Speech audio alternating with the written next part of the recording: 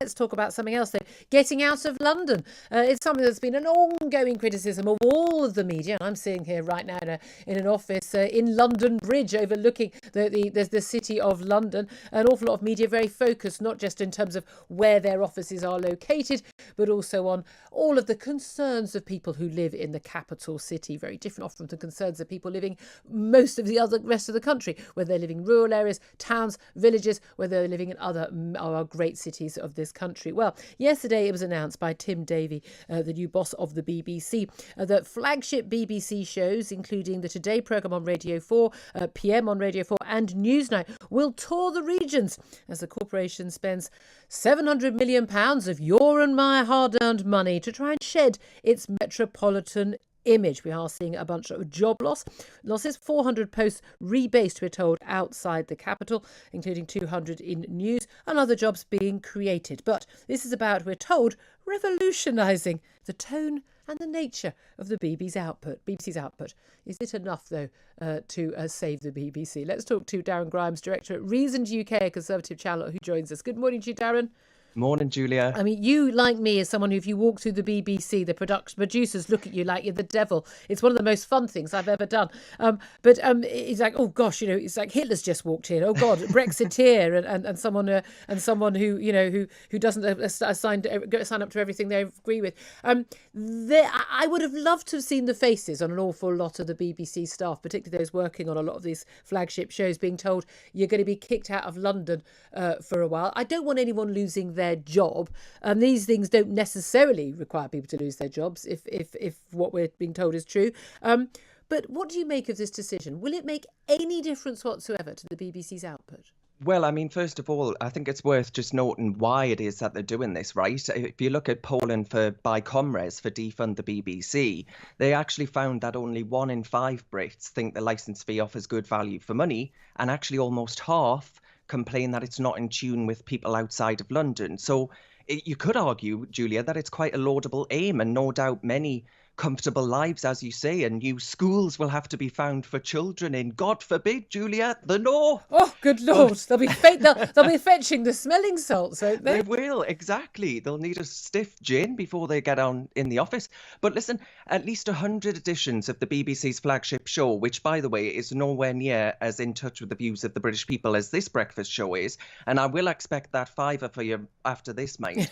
But seriously, the problem is that these people, it's not the fact that it's all produced in London, right? This is I think, a distraction. This is tokenism.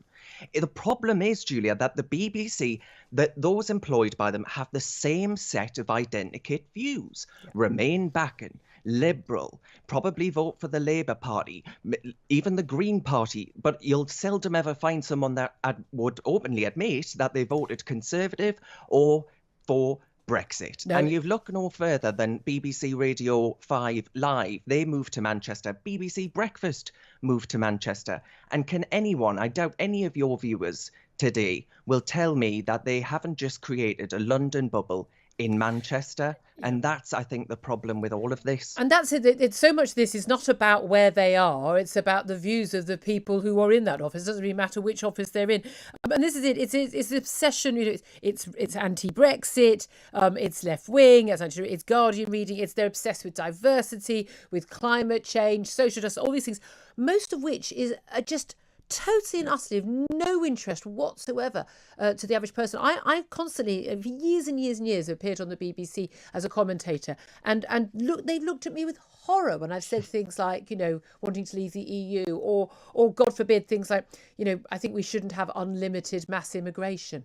Or really, really basic stuff like this. And yes, benefit caps is a good idea. People shouldn't be able to just get, tens of thousands of pounds for doing absolutely nothing and keeping on having kids.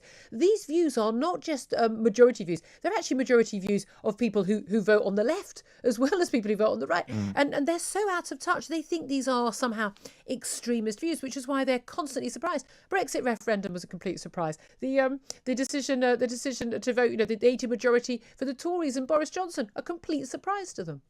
Mm-hmm. Well, exactly. But I actually think it's even more nefarious than that, Julia. I actually think that the BBC think it's their role to educate us because they think we are mistaken. Or wrong think.